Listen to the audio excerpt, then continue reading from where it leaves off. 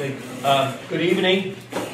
I want to welcome candidates and participants, and I consider you all participants, to the 40th Annual Actions Candidates Night.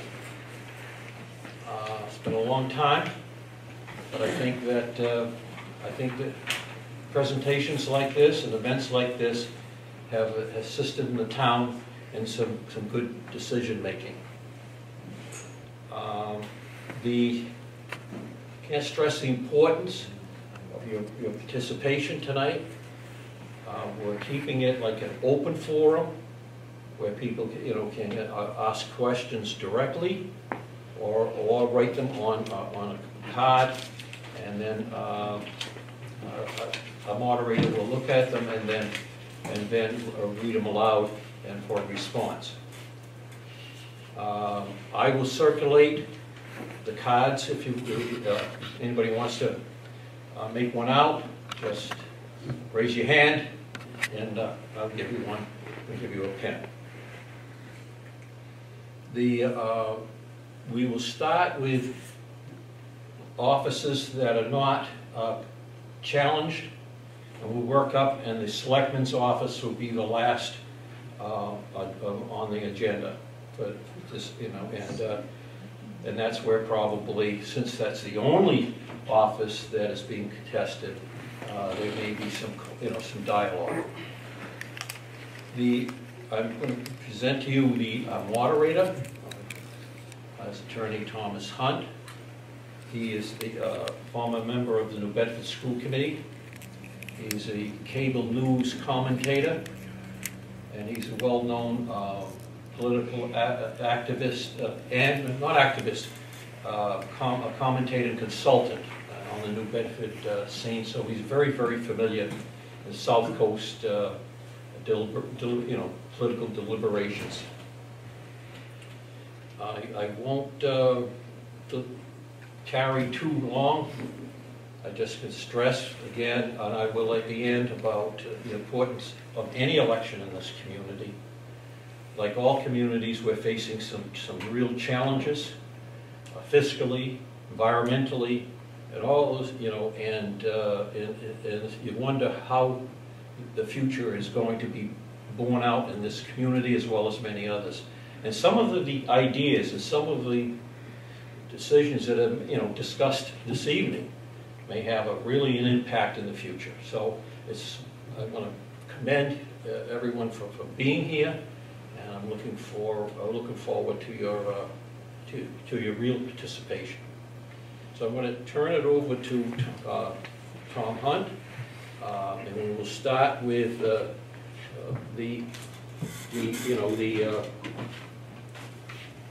with the candidates, and we'll go from the so-called the bottom up until the top.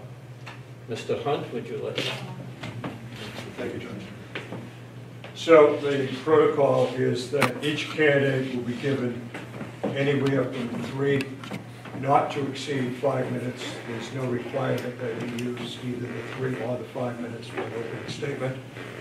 There will then be questions from the audience to the candidate, and then the candidate will make a closing statement. Looking at the ballot as it has been presented to me, the first candidate is Andrew Jones, Housing Authority. Nancy Francis, Trustee of Free Public Library. Charlene Fortin, Cemetery Board. Richard Ellis, Planning Commissioner. Mark LaPlante, Commissioner of Trust Funds. Jennifer Downing, School Committee.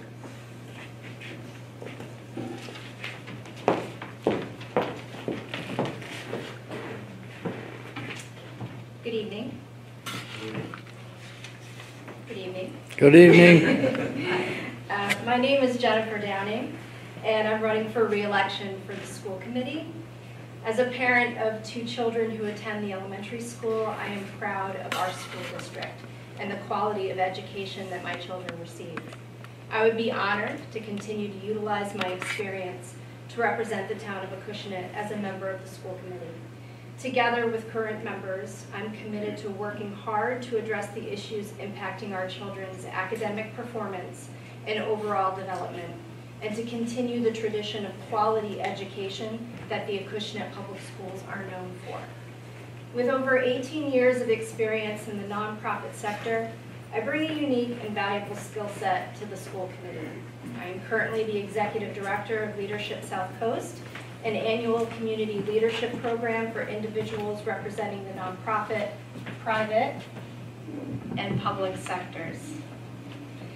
I wear a number of hats in my role as Executive Director at Leadership South Coast, from overseeing operations and administrations to programs and strategic planning for the organization.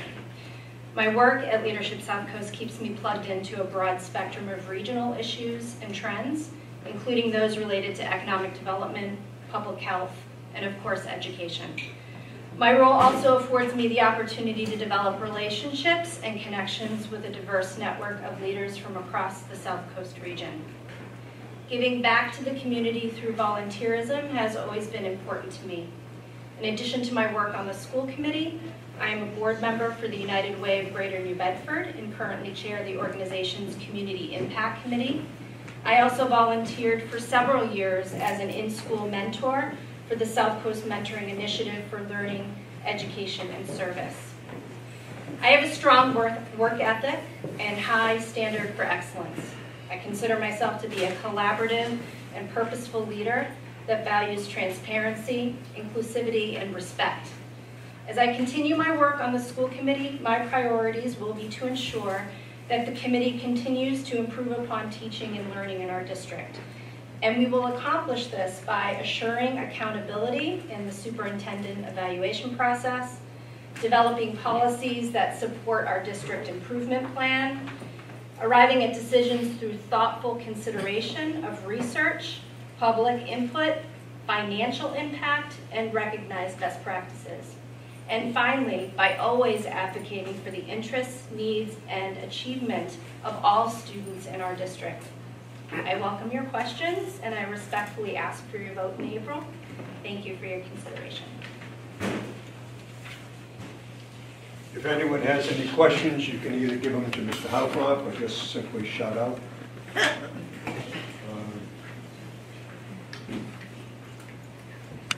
I don't see any questions. No questions? Well, thank you very much for the opportunity to be here.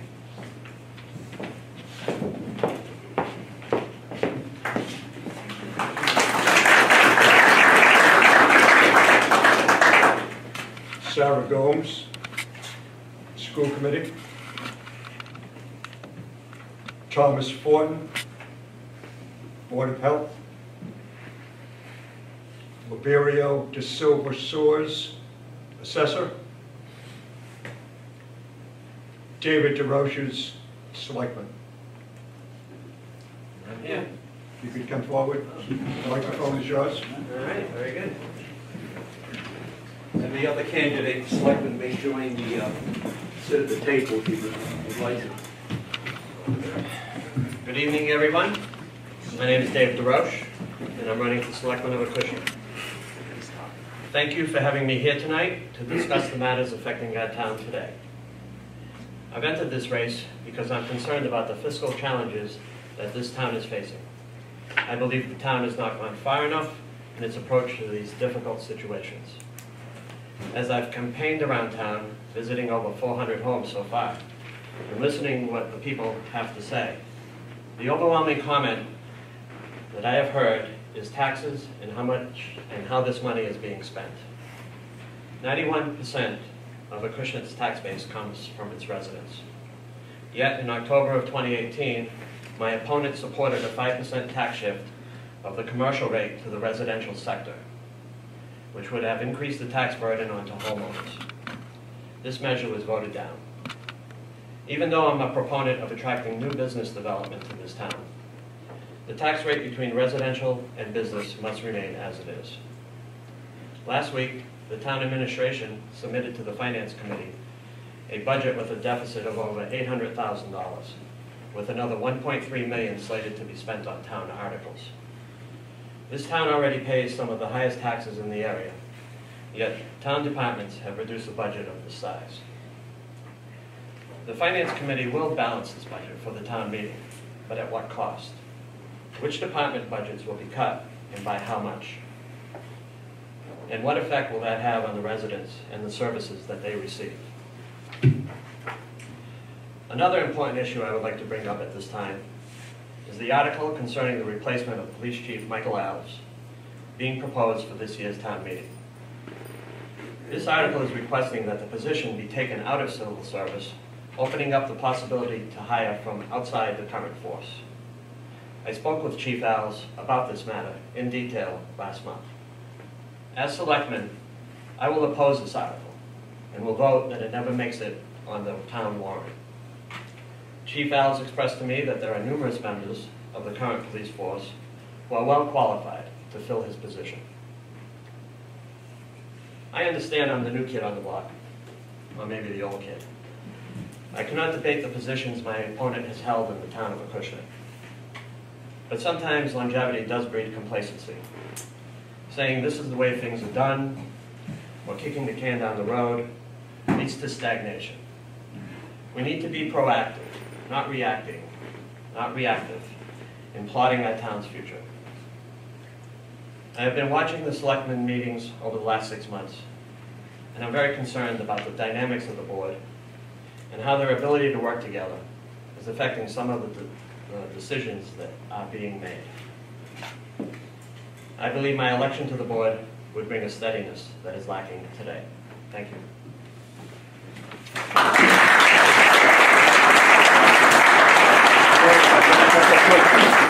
couple of questions? Sure, we have 3 questions. Oh, very good. First, you answered, dealt with whether or not the police chief position should be removed from civil service. That's true. As I mentioned, I talked with Chief Alves, had a good discussion with him for over an hour and a half at the police station on Mill Road, and we discussed many details. We also discussed, maybe opening up the position of deputy chief, as well as a police chief for the town. The second question, which is, again, a question to both candidates, is what action will you take to reduce the budget deficit facing our community? Well, the budget deficit is a very difficult thing. As I mentioned, we have over an $800,000 deficit. So, what will I do? Well, I would work with the finance committee, because it seems the way things are done is the town departments come and give their budget, and then it's submitted to the selectmen, and then it goes to the finance committee, and they hash out all the details. And then it's brought back to the selectman's office, and, work with my fellow selectmen to decide which issues are important, which ones should be kept. And, you're going to have to make some difficult cuts somewhere. Some services are going to need to be cut. Some things that people want are going to need to be cut. The town only takes in about $600,000 additionally each year. $400,000 in additional taxes. Every year your taxes are raised 2.5%, which brings in about $400 grand to the town. Then the rest of our money is new revenue. It's new housing, excise tax. That brings in about $1.50. So we only have that much money to work with every year. And to put budgets out there that exceed that amount, well, these are the results we get. We have to make some cuts and go from there. I don't know if Someone has asked about hiring senior citizens to work at the polling stations. And what are your thoughts about offering a senior program that would essentially give the jobs, these part-time jobs we're talking about, to the senior citizens in the town of Acushnet? Well, there is already a program that exists that was voted on many years ago, but never implemented. It was never funded. There was no money for it. It was never really publicized. So this does exist. I support it. Seniors would be working, I think they can work up to make up to $1,000 which would then be used to offset their taxes. In visiting the town in this campaign, I've come across many homes. You know, this isn't a town where everybody lives in 3,000 square foot homes with 2 acres of land. There's many parts of the town, and there's many people who live in it, and some of them are facing tough financial decisions. So I fully support this program, and if elected, I would ask that a certain amount of money be put toward it. I think we have the opportunity to hire these people, not only in the polls, but also at right here at the Council on Aging. I know that Heather requested an additional person up front to give her a hand, a receptionist. So I see the opportunity to hire these people. But it does need to be put through. I heard there's some paperwork and that sort of thing, but the towns of Fairhaven and Plymouth implemented this program and they help their citizens. So that's how I feel about that. Do we have any other questions? Mr. Howcroft will be happy to take them, or you can just shout out, or... I see no other questions. You have an opportunity now to make a closing statement. Very good. It's short. In closing, I would like to appeal to the 4,500 or so registered voters of Acushnet who do not exercise their right to vote in the local election. I believe the true measure of any democracy, large or small, is participation. Tonight, you had a chance to hear my views and what course I believe the town needs to take over the next 3 years. I challenge all the voters of Acushnet to let their voices be heard. Our town democracy needs new ideas and new directions to keep moving forward and remain strong. Therefore, I respectfully ask for your votes come Monday, April 1st. Thank you.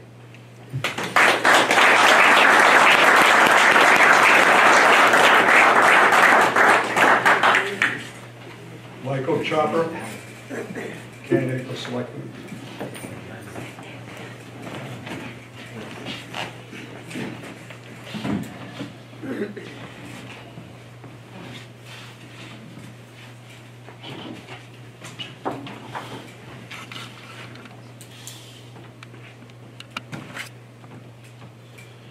Good evening.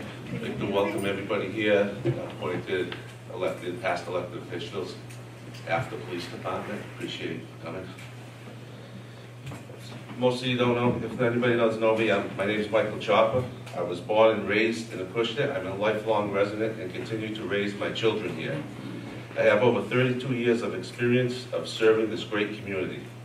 The last 7 years I have served as a maintenance mechanic at the Acushnet Housing Authority and served as elected and appointed officials for 6 terms on the Board of Assessors, Conservation, Growth Management Commission, and 6 years as your selectman, just 3 the last year. I've demonstrated sound conservative values and continue to share my love for this community.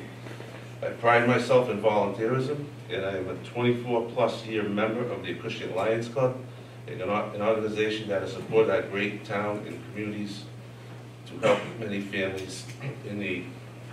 As I stated in the past, I am not opposed to moving forward. On the contrary, I've learned an important lesson through the years that today we must spend wisely, only on our needs, not our wants, as exhibited with the town's recent technology upgrades, emergency radio upgrades, updated account system, update school safety security, purchase of 2 new ambulances, and affordable purchase of the refurbished fire ladder truck. Given the opportunity to continue my service as your selectman, I will continue to work to meet the needs of our great community and assist our veterans with additional housing within the former Russell's Memorial Library. Continue the parting ways building renovations at a minimal cost to our taxpayers. Implement the comprehensive wastewater sewer plan to provide sewage to plan identified areas. Continue to support local farmers and farmers markets and agricultural roots of Acushnet. Continue to work for all residents out of town, leaving no one behind. I enjoy being your selectman. I am always approachable to listen and help when possible. I respect the honor and trust the voters bestowed upon me by electing me in the past. I have always acted in the best interest of the town, believing a selectman, are not the town's leaders, but caretakers of the town and its people. We are elected to protect the rights of the people and lead government you can trust while ensuring the availability of necessary services for the good quality of life for all. I have worked tirelessly to ensure the town meets the needs of all our citizens and will continue to working to ensure the town's best years are ahead. I respectfully ask you to vote Monday, April 1st.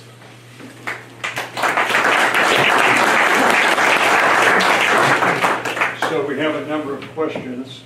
It's the same questions there. One is the same question that was asked to the preceding candidate. Do you support removing the police chief position from civil service? And if you do or don't, what is your reasoning? Yeah, I would support the article to remove it. There's a few ways you can go about this. There's an assessment center that we can go through, which is probably the best way to do it, but it's still, civil service will probably still be there. I think taking it out of the civil service will allow us to hire within with ease. Currently, when we received the letter from the present police chief, there's been inquiries from out-of-town second in commands that would probably put in for the position. So if you take it out, it leaves us greater flexibility to hire within. And again, the same question that was posed to the other candidate. What position would you take to reduce the enormous budget deficit facing our community? Well, I believe my opponent says it was 827,000 by, as of yesterday, when the town administrator, town accountant went to the finance committee, it's down to 73,000. He's still negotiating an insurance contract with all the town employees, schools. The schools, I think they're just going through that now to get on board, which should be a substantial savings to the taxpayer. It's going to probably come in as a balanced budget. One of the things that hiring a new town administrator to a town accountant, as past years, the finance committee did all the work at their meeting. The town accountant and the town administrator at every finance committee meeting, helping out the finance committee and with any questions that come up. So that's what we've been working on to get that. We have 4 questions directed to you solely. I'm not surprised. I didn't write any, Dave, so you're safe, all right? Do you support the new wage and classification bylaw? Question mark. And I guess as a follow-up question, what took the selectmen so long to implement the wage and classification study? I do support it. It's a blueprint. It takes politics out of raises, takes personalities out of raises. I think in the past, I mean, if you were part of the team, you were golden. Now we have every position was researched down. I think there was like 10 to 15 rankings on it, and you come up with a number, and every position has a grade and step raises.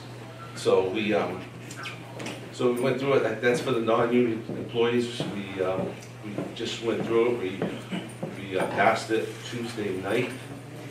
Hopefully it'll be implemented in this budget, and it's a very conservative. It's a very, let's say, friendly to the town and friendly to the workers. And like I say, it's a blueprint for us to continue with raises. Why did it take so long?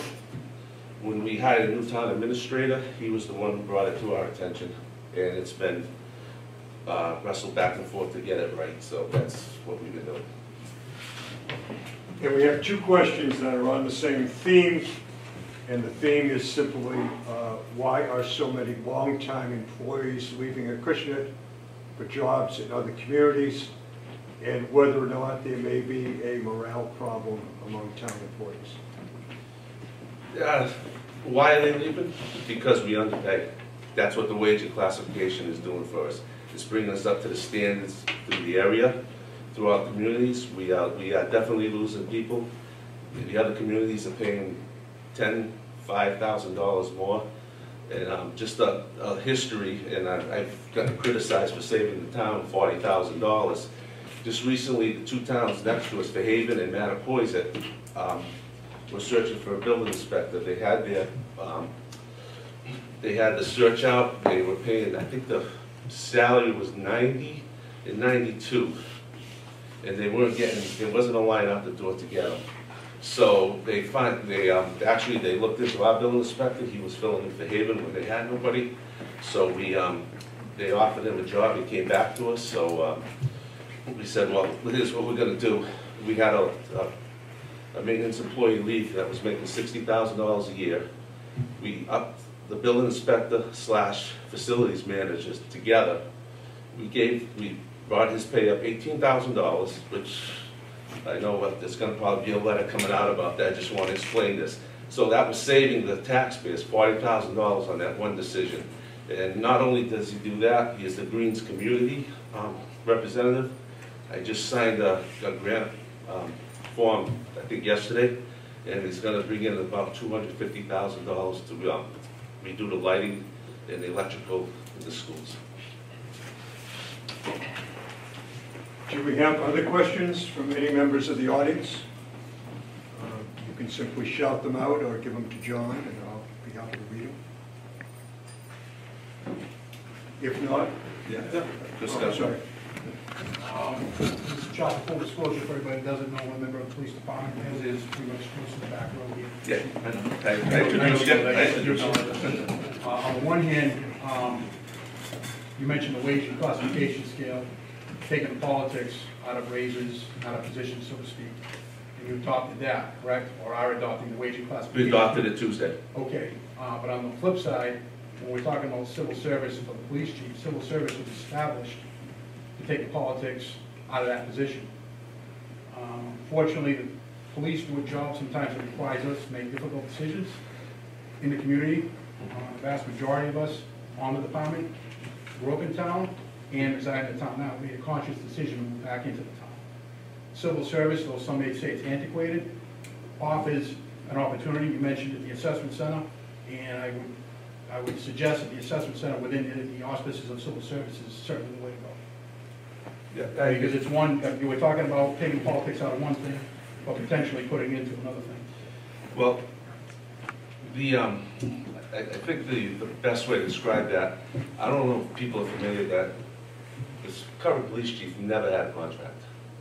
When we hire a new police chief, we're going to make sure that they have a 3-year contract. That's job security right there. I mean, and I don't want to get into past, Chris, but I think you know how some of that stuff works. That's the reason why I think so. Yeah. Assessment center. Well, it's an article on town meeting. You're welcome to vote it down. It's I mean, there's going to be a lot of discussion between that and that. But like I said, I think sometimes that'll give us the best opportunity. But you also said you give us the best opportunity to keep it within. Yes. And you start talking about applicants from second in charges from other departments. So Well, the intention of taking it out of civil service is actually to take it out of town. No, it's not. Okay. No, absolutely. That's not my idea at all. No. Just we have some great candidates. I think that would be, From out of town? No, from in town. Okay. do we have other questions? Well, you now have an opportunity for a closing. All right, I'd like to say thank everybody for coming here tonight. Monday, April 1st. That's a pretty easy one. It's April Fool's Day to go out and vote. I've served as selectman these past 3 years and 3 years before that. I think we've come a long way with the new town administrator, accountant, treasurer. We've combined jobs in town hall to save money on personnel. We're working on insurance costs to bring them down. I think we're negotiating some good contracts, and I think we're going to get the employees are going to have a better rate for better insurance when the whole final thing is done. Like I say, we bought two new ambulances the past 2 years. The ladder truck, that's Fire safety, I believe, is like 12% on your insurance homeowner's premium. I think that knocks like 2% off. You probably won't see it in the bill, but it's still a savings. I mean, we've been protecting our citizens, our residents. We've upgraded the police radios and stuff. So once again, I appreciate your vote on Monday, April 1st. Thank you.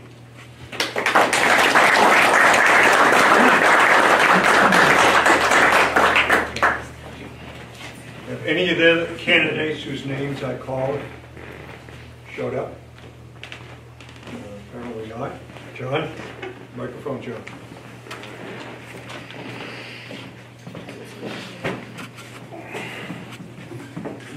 To thank the candidates for being here, giving their views and insights. And I hope that it's provoked people to think about April 1st and remind folks that it's at the Acushnet Elementary School. All precincts vote there, and I think, you know, and so any confusion of where people go. Again, I can't overemphasize, exercise your right to vote. It is imperative for the future of this community, and for even if you're thinking in terms of your children and your grandchildren. Some of the decisions and some of the issues that have been, which will be forthcoming after these elections, could affect generations to come. If you notice some of the really, some of the issues that came up forth this evening, basically going to have to be, those decisions are going to have to be acted upon. And you, the electorate, will basically be the ones that will make that decision as far as what choices are made in the future. Again, I want to thank you. This is, I said, the 40th candidates night, and I wonder whether I want to go to a 41st, but let's make the best of it and make April 1st April Fool's Day, by the way, a good day with a high percentage of voting. Thank you again.